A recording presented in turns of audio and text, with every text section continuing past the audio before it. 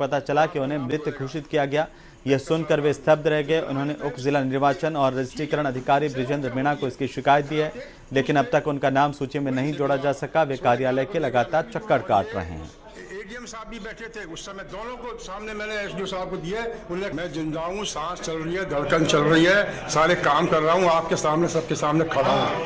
लेकिन मेरे वार्ड संख्या 140 के बीएलओ छोटू खान ने मुझे 2025 में मृत घोषित कर दिया वोटर लिस्ट में, जबकि मैंने 2023 में विधानसभा चुनाव में वोट डाले, 2024 में लोकसभा में वोट डाले, और मेरे घर पर अभी जो SIR के फॉर्म सब मोहल्ले में आए, मेरे नहीं आए, तो मुझे चिंता हुई।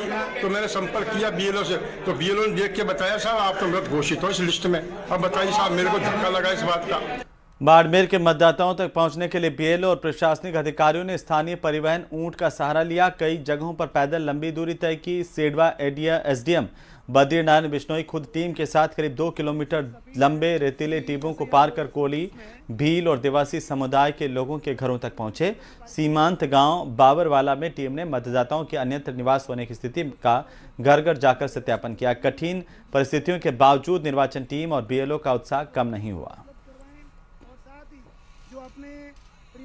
बाकासर, बलगांव, दासुरिया, ये जो बॉर्डर से सटे हुए इलाके हैं, वहां पर हमने जाकर के मतदाताओं से ये अपील की है कि अभी जो परिगणना पत्र BLO द्वारा घर घर जाकर भरने का काम किया जा रहा है, उसमें हमारे बूथ अधिकारी और साथ ही साथ हमारे निर्वाचन विभाग की तरफ से जो पर्यवेक्षक लगाया गया है, BLO पर्यवेक्षक, और इसके अलावा जो सहायक लगाए गए हैं, स्वयं सेवक लगाए गए, उनको पूरा सहयोग करें, उनको रंगीन फोटो उपलब्ध करवाएं। साथ ही साथ उनके द्वारा जो जानकारी चाहिए गई है, चाहे उनका आधार नंबर हो, चाहे उनका मोबाइल नंबर हो, वो सब जानकारियां सही से उनको उपलब्ध करवाएं, ताकि स्वस्थ मतदाता सूची तैयार हो और उनको अपने मताधिकार का प्रयोग करने में किसी प्रकार की कोई आगे दिक्कत नहीं हो।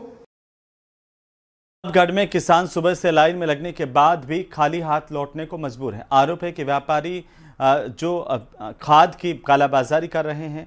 नाराज किसान आज उपखंड कार्यालय पहुंचे, प्रदर्शन किया। रिपोर्ट देखिए।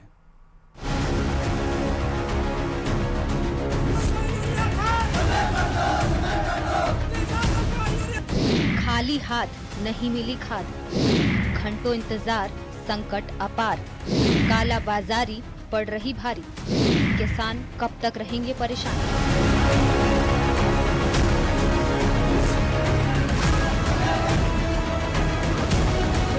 धरियावद में किसानों का धैर्य अब जवाब देने लगा है, और क्यों ना दे। जो अन्नदाता सबकी भूख मिटाता है, उसके साथ कब तक ये धोखा किया जाता रहेगा। ये तस्वीरें देखिए, किसानों की लंबी लंबी लाइनें तो हैं, लेकिन अगर कुछ नहीं है तो वो है अन्नदाता के चेहरे पर संतोष। वजह है खाद की कालाबाजारी। प्रतापगढ़ के धरियावद में खाद संकट लगातार गहराता जा रहा है। किसान सुबह से ही लाइन में लगने के बाद भी खाली हाथ घर लौट रहे हैं। किसानों का आरोप है कि व्यापारी खाद का स्टॉक रोक कर रखे हुए हैं और तय कीमत से ज्यादा वसूली कर रहे हैं, और उसके बाद भी खाद उपलब्ध नहीं कराया जा रहा है।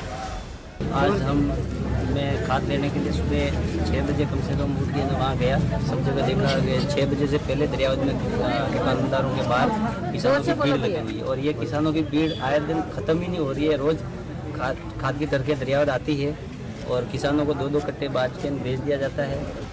लगातार खाद की कमी से परेशान होकर नाराज सैकड़ों किसान आज विरोध जताते हुए उपखंड कार्यालय पहुंचे और उपखंड अधिकारी को ज्ञापन सौंपकर तुरंत खाद उपलब्ध कराने की मांग की। शहर में 15 दाड़ाविया में बाजार में फरेरिए किसी को खाद नहीं मिलता है, और मिलता है दुकान में तो 500 रुपये 700 रुपये बताते हैं। तो फिर हमारी खेती पकड़ रही है। सुबह उठ के 5 बजे उठ के बाजार में घूम रही है, पर कोई यूँ नहीं कह रही है यहाँ से खाद है कि ले जाओ, यूँ नहीं कह रही है। तो फिर फसल उखड़ रही है, क्या करना चाहिए तब। बहरहाल किसानों ने ये चेतावनी दी है कि अगर 2 दिन में खाद नहीं मिला तो बड़ा आंदोलन किया जाएगा। प्रतापगढ़ से चंचल सनाडे की रिपोर्ट।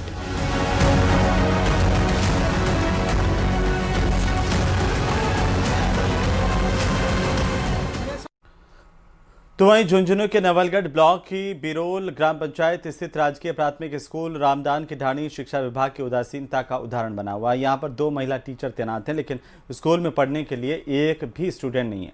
शैक्षणिक सत्र 2025-26 में नामांकन शून्य है, जबकि पिछले सत्र में भी केवल एक स्टूडेंट दर्ज था। बिरोल पीईओ विनोद लोहिया ने बताया कि यहाँ पर कार्यरत अध्यापिका संजू शर्मा को 4 नवंबर से नवलगढ़ के राजकीय मानसिंह का उच्च माध्यमिक विद्यालय में कार्य व्यवस्था के तहत भेजा गया। दूसरी अध्यापिका बिंदिया को भी कुछ दिन पहले कार्य व्यवस्था में भेज दिया गया था। बाद में उसे दोबारा मूल स्कूल में लगाने के आदेश जारी हुए। स्थानीय लोगों की मांग है कि स्कूलों को मर्ज कर संचालन हो और छात्र नामांकन बढ़ाने के लिए अभियान चलाया जाए।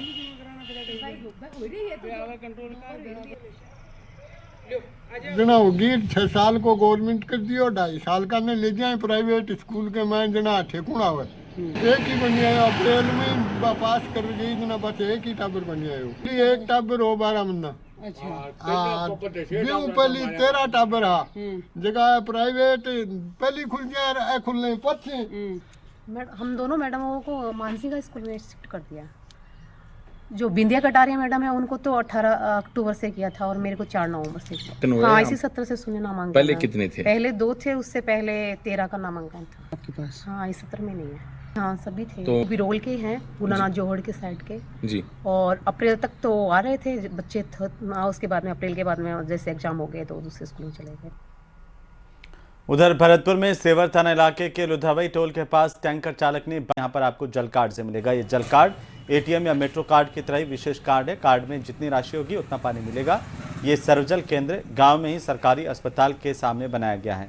गांव के हर व्यक्ति को एक जल कार्ड जारी किया गया है, जिसकी कीमत 50 रुपये तय की गई। जैसे ही आप इस कार्ड को मशीन पर स्कैन करेंगे, ये पानी देना शुरू करता है और दोबारा कार्ड लगाने पर मशीन बंद हो जाती है। जो परिवार सर्वजल कार्ड का उपयोग करते हैं उन्हें 30 पैसे प्रति लीटर के हिसाब से शुद्ध पानी मिलता है।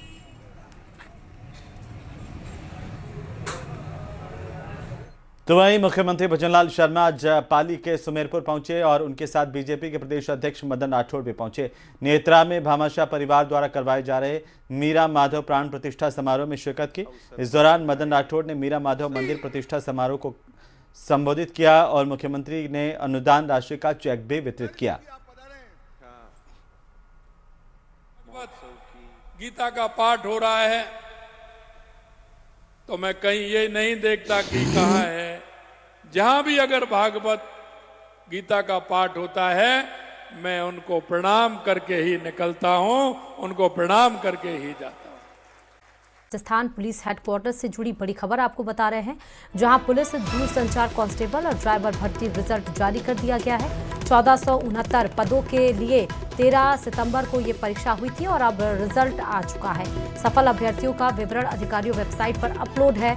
अगला चरण शारीरिक दक्षता और मानक परीक्षण यानी कि पीईटी और पीएसटी का है। 1 से 7 दिसंबर के बीच अभ्यर्थियों का शारीरिक परीक्षण होगा। जयपुर स्थित राजस्थान पुलिस अकादमी में ये शारीरिक परीक्षण होगा। अभ्यर्थियों के ई प्रवेश पत्र जारी कर दिए गए हैं। SSO ID से ये डाउनलोड कर सकते हैं आप। DIG पुलिस भर्ती एवं पदोन्नति बोर्ड मनोज कुमार ने इस बाबत पूरी जानकारी दी है।